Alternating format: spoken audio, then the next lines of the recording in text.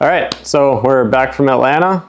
We had a pretty good round actually. The car fought us every step of the way, but we had some fun. We got out there Thursday. We got rain all morning.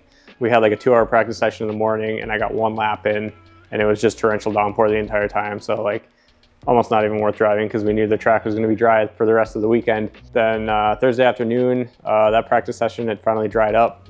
We got to put some good laps in. We had the car pretty well dialed right off the trailer. We didn't have to make a whole lot of adjustments to it throughout the weekend. Some minor tire pressure changes, both front and rear, and that was pretty much it. And then aside from that, we had a bunch of issues with supercharger belts. So we were running into a couple of issues with the front belt, which we had the wrong lower pulley on our system. We got that swapped out, and that took care of the issues up front, so that was all solid again. And then we ended up running into some rear issues, which I believe was just setup issues on our end. After this was all obviously a new supercharger and everything, and we didn't have the belt tensioned properly. After running the car for 1 round, the belts they stretch and do their thing. So I think our initial tension wasn't correct, and that's what ended up eating the first couple of belts on our supercharger. And then we ended up having to kind of scramble because it's a weird belt size and it's not something you can find generally. So we were able to source some locally, but it was kind of like it was a cheaper belt. It wasn't the right material. So like the typical Gates belts that we use on the rear are like a steel belted, nice heavy duty belt. And these ones that we got, I don't even know what they were for, but they had like a nylon ribbing around them. So they just weren't strong enough and up to the task of what we were putting them through. So that kind of fought us through our couple of battles. But aside from that, the car was feeling amazing. We had, the new Kenda compound is kicking ass. All of the suspension changes that we've been able to make have all made the car like way more drivable than it ever has been. So behind the wheel, I was loving it. Like everything was working really good. We had a couple mistakes in both of our chase runs with just like adjusting line and stuff. But aside from that, like the car is fast enough to keep up with everyone. I'm not like running on the ragged edge of flying off the track every 2 seconds just to try and like cold pace with people. So behind the wheel, I'm super confident in the car. And I know once we get these little like issues sorted out, that it's going to be definitely a weapon out there.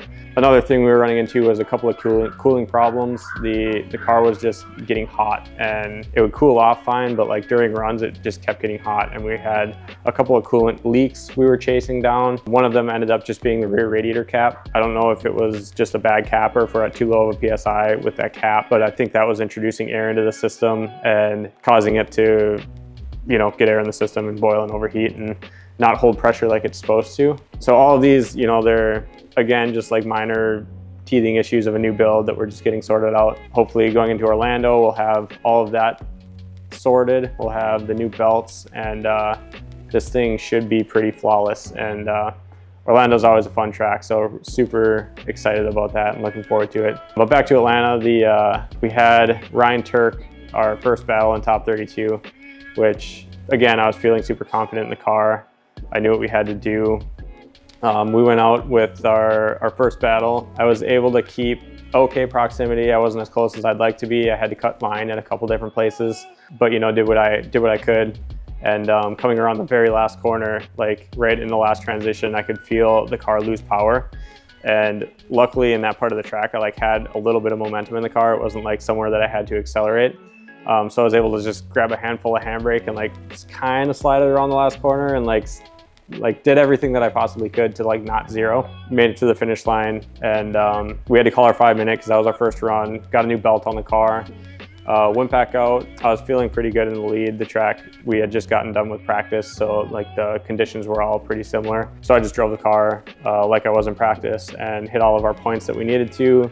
Car felt super fast. And then Ryan was having, I guess, some power steering issues, and his steering messed up on him going up in the keyhole, and he locked it up and slid off track. So then after that run, I think the judges had to deliberate for a while because they weren't sure.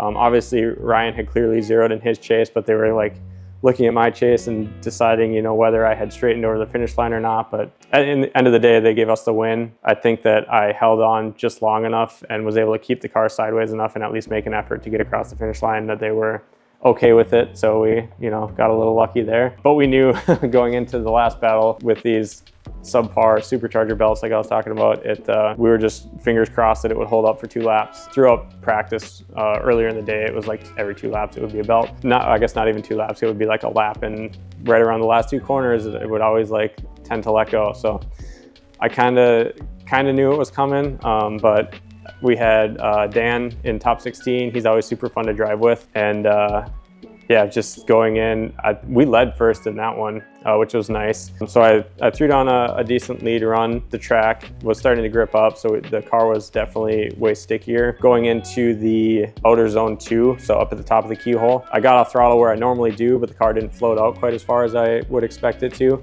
So it came up a little bit short in that zone, but the rest of the run turned out pretty good. Going into the chase, I just wanted to put on a show. So I threw it in on his door. I came up a little bit. So on initiation, you want to stay kind of back a little bit on the lead car going around the first inner clip. That way you get a little bit better run going up the hill. And when I came down, I initiated kind of right on his door, but then I got off the brakes just a little bit too soon and it made my car creep forward. So going around the first inner clip, I was a little bit more forward than I wanted to be, and that kind of pinched me off. So then after the transition going up the hill, I kind of got on the inside a little bit and dropped the right front tire kind of over the rumble strips, and it shot a bunch of sparks up just from the control arm, because like when you drop your tire off the edge of the track, there's a little bit of a dip there.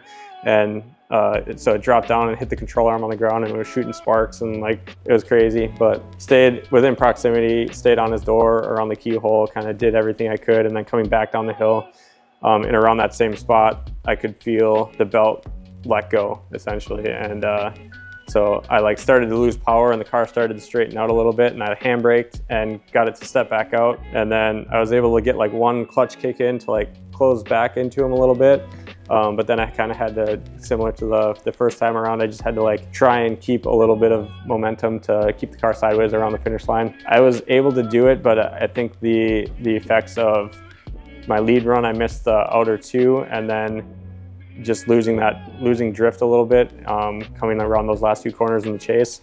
I think those mistakes were enough to sway the judges in his favor. But it was a super fun battle. Dan's always a fun guy to drive with, and you know, there's lots of sparks and lots of flames and lots of excitement going on. So it was fun, and I was, you know, driving like that. I was able to drive the car like I wanted to, and that's the first time in a while that I've been able to do that. So the chassis all there. This new car is working super well, and you know, it's set up to drive the way I want to, and it's holding traction, and you know, doing the things that I expect it to do behind the wheel. So it's very, very confidence inspiring behind the wheel. And I think once we get these little issues, once they're figured out, we'll be in a pretty good place. But so going into Orlando, we know it's gonna be hot. I haven't done the cool suit yet in the car, so I gotta get a cooler and get that made. You know, we'll have new belts for the supercharger, the correct ones. We'll have the overheating. I ordered up some better radiator caps, some higher pressure caps. So that should take care of hopefully our overheating issues. But it's gonna be hot out there, so we'll see how it acts. You never know. So just really looking forward to Orlando. It's a super smooth track. I've done well there in the past. It's a really fun track for just running doors, just because it's 2 corners, 1 transition, like 1 super rowdy transition, and then just 2 corners. So, and they're constant radius corners. It's a fairly easy track to drive. So once you dive in on someone's door, it's just like holding it there, and it can be super fun, and the 1 transition is exciting. So looking forward to it. It'll be a good time, so we'll see you out there.